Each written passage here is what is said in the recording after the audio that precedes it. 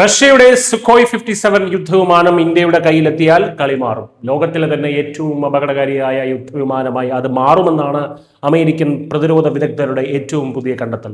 US വ്യോമസേന മുൻ ഉദ്യോഗസ്ഥനും പ്രമുഖ പ്രതിരോധ വിദഗ്ധനുമായ വെസ് ഒഡോണൽ ആണ് ഈ സുപ്രധാന നിരീക്ഷണം നടത്തിയത്. നിലവിൽ റഷ്യയുടെ 5ാം തലമുറ വിമാനമായ Su-57 റഡാർ സംവിധാനത്തിലും സ്റ്റെൽത്ത് ശേഷിയിലും സോഫ്റ്റ്വെയറിലും നിരവധി പോരായ്മകളുണ്ട്. എന്നാൽ ഈ വിമാനം ഇന്ത്യ സ്വന്തമാക്കുകയും അതിൽ തദ്ദേശീയമായ ആധുനിക സാങ്കേതിക വിദ്യകൾ ഉൾപ്പെടുത്തുകയും ചെയ്താൽ വിമാനത്തിന്റെ പ്രകടനം അടിമുടി മാറും.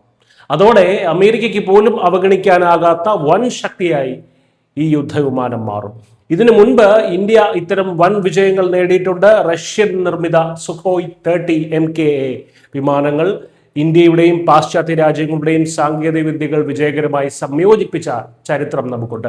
സുഖോയ് 57 എത്തുമ്പോഴും റഷ്യയുടെ സഹായത്തിനായി കാത്തു നിൽക്കാതെ തന്നെ DRDO വികസിപ്പിച്ച ഉത്തം, വിരൂപാക്ഷ തുടങ്ങിയ കരുത്തുറ്റ റഡാറുകളും നമ്മുടെ സ്വന്തം മിസൈലുകളും ഇന്ത്യ ഇതിൽ ഘടിപ്പിക്കും. ഇതോടെ ശത്രുക്കളെ അതിവേഗം കണ്ടെത്താനും തകർക്കാനുമുള്ള വിമാനത്തിന്റെ പ്രഹരശേഷി ഇരട്ടിയാകും.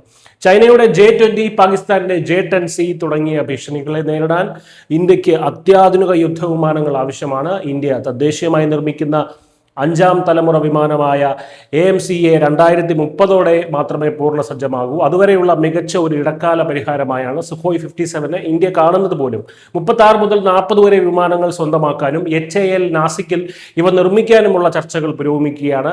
അമേരിക്കൻ വിമാനങ്ങളെ പോലെ പൂർണ്ണമായ അദൃശ്യശേഷി ഇതിന് ലഭിക്കില്ലെങ്കിലും ഇന്ത്യൻ സാങ്കേതിക വിദ്യയുടെ പിൻബലത്തിൽ ഈ വിമാനം ശത്രുക്കൾക്ക് വലിയൊരു തലവേദനയും പേടി സ്വപ്നവുമായി മാറുമെന്നുള്ള കാര്യം തീർച്ച. ചുരുക്കത്തിൽ വിദേശ ആയുധങ്ങൾ വാങ്ങി ഉപയോഗിക്കുക മാത്രമല്ല, തദ്ദേശീയ സാങ്കേതിക വിദ്യ വഴി അതിനെ കൂടുതൽ മാരകമാക്കി മാറ്റാനും ഇന്ന് ഇന്ത്യക്ക് കഴിയും.